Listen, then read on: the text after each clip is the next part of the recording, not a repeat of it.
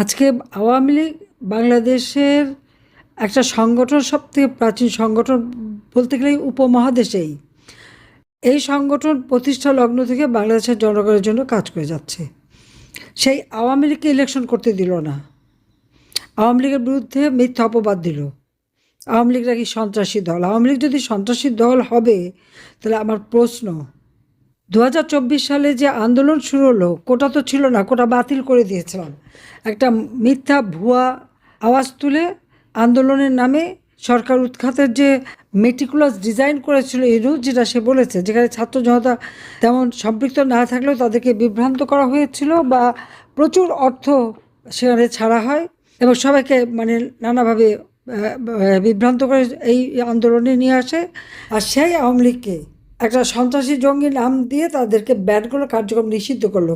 এটা আর কিছু নয়, এটা কিন্তু আওয়ামী লীগ সন্ত্রাসী তা না। তারা জানে যে জনগণের কাছে আওয়ামী লীগের যে গ্রহণযোগ্যতা, এবং আওয়ামী লীগ নির্বাচনে গেলেই ভোটে জিতবে, সেখানে ওই জামাত আর বিএনপি একসাথে হলেও পারবে না। সেই কারণেই এই চক্রান্তটা করলো।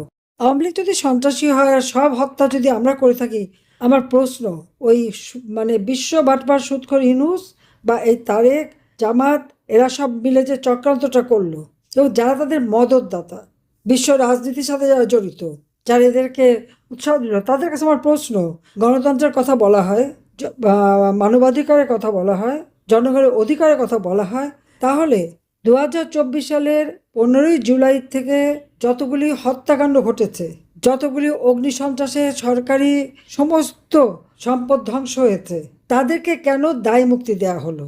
দায় মুক্তি দেওয়া হলো যাদেরকে, কেন? তারাই তো হত্যাকাণ্ড ঘটিয়েছে, সন্ত্রাস করেছে, মানুষ খুন করেছে, মানুষ মেরে মেরে ঝুলিয়ে রেখেছে, ঘর বাড়ি ব্যবসা প্রতিষ্ঠান সব ধ্বংস করেছে। এইভাবে এরা একটার পর একটা জনগণের সাথে খেলা খেলেছে। আর আওয়ামী লীগের উপর মিথ্যা আরোপ দিয়ে, আওয়ামী লীগের নেতাকর্মীদের জেলে দিয়ে চরমভাবে নির্যাতন করেছে। তা আওয়ামী লীগকে সন্ত্রাসী নাম দিয়ে বদনাম করে, আওয়ামী লীগকে ব্যান করে দিয়ে, নির্বাচনে অংশগ্রহণ করতে না দিয়ে জনগণের অধিকার ক্ষুণ্ণ করা হয়েছে।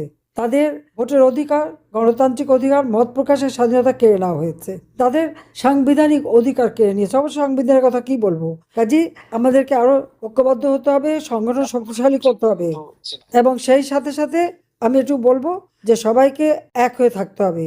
আর যত মিথ্যা মামলা প্রত্যাহার করতে হবে, আমাদের বন্দীদের মুক্তি দিতে হবে এবং তাদের রাজনৈতিক অধিকার নিশ্চিত করতে হবে। এটাই আমাদের একমাত্র লক্ষ্য। আর যেখানে যেখানে সংগঠন যেগুলি পূর্ণাঙ্গ হয়নি, সেগুলি সব পূর্ণাঙ্গ করে ফেলতে হবে।